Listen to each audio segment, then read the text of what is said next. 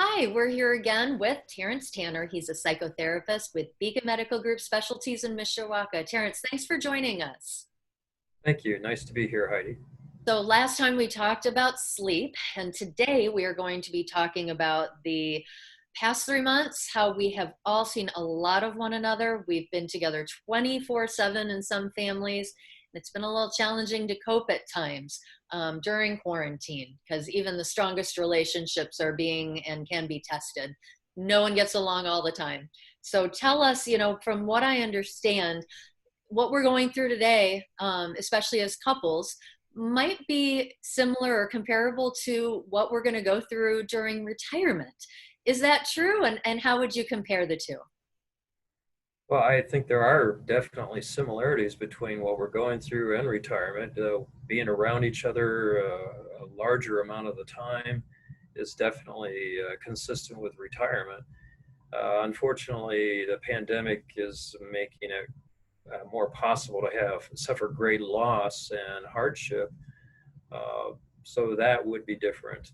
Uh, and of course, with great loss and hardship is a greater potential for distress and tension in our relationship.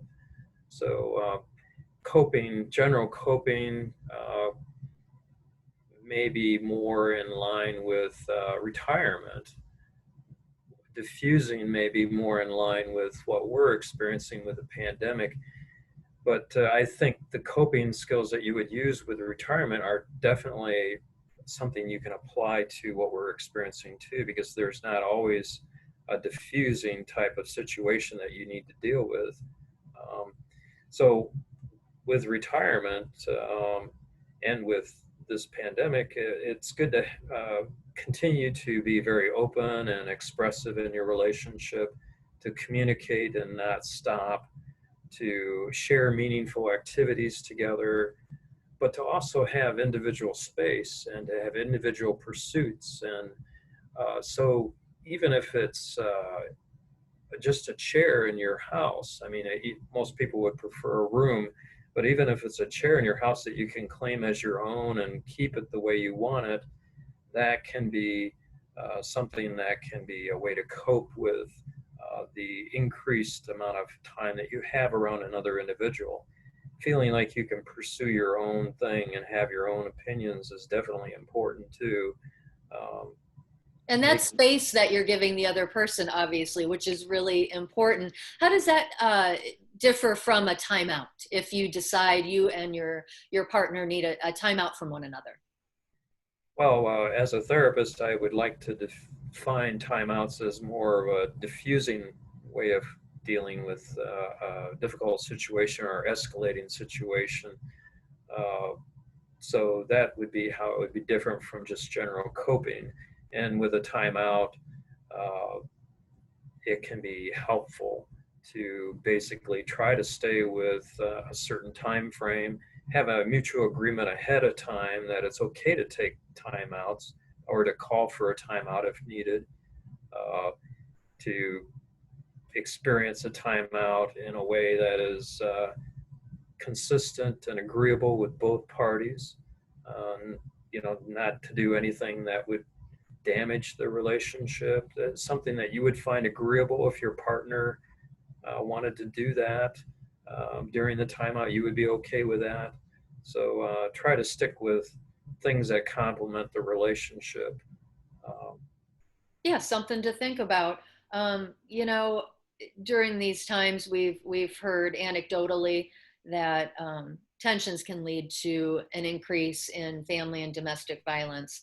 And I was curious how how a situation can be diffused before it leads to that, and what someone can do if he or she has become a victim. Again, this happening while we're all in such close quarters 24/7.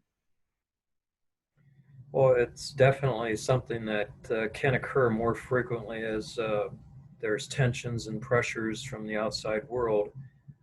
We tend to regress as human beings in our ways of attaching and coping as our skills are tested and come to a point where they're no longer working. We just naturally revert to other things to see if they work. Um, but domestic violence in itself is so bad that that's where you would want to seek professional help. There are domestic shelters for domestic violence. There's hotlines to call in almost every community across the country. And there's also, therapists that are trained to help with domestic violence situations. So, Thank you. It's an important reminder for folks who are struggling in that way at home. And whether we're talking about sleep, whether we're talking about the amount of time we're spending together and coping 24/7 with being with families, it's important for us to take care of ourselves. And I appreciate your work and helping out when we are in need of help. thank you. Thank you so much.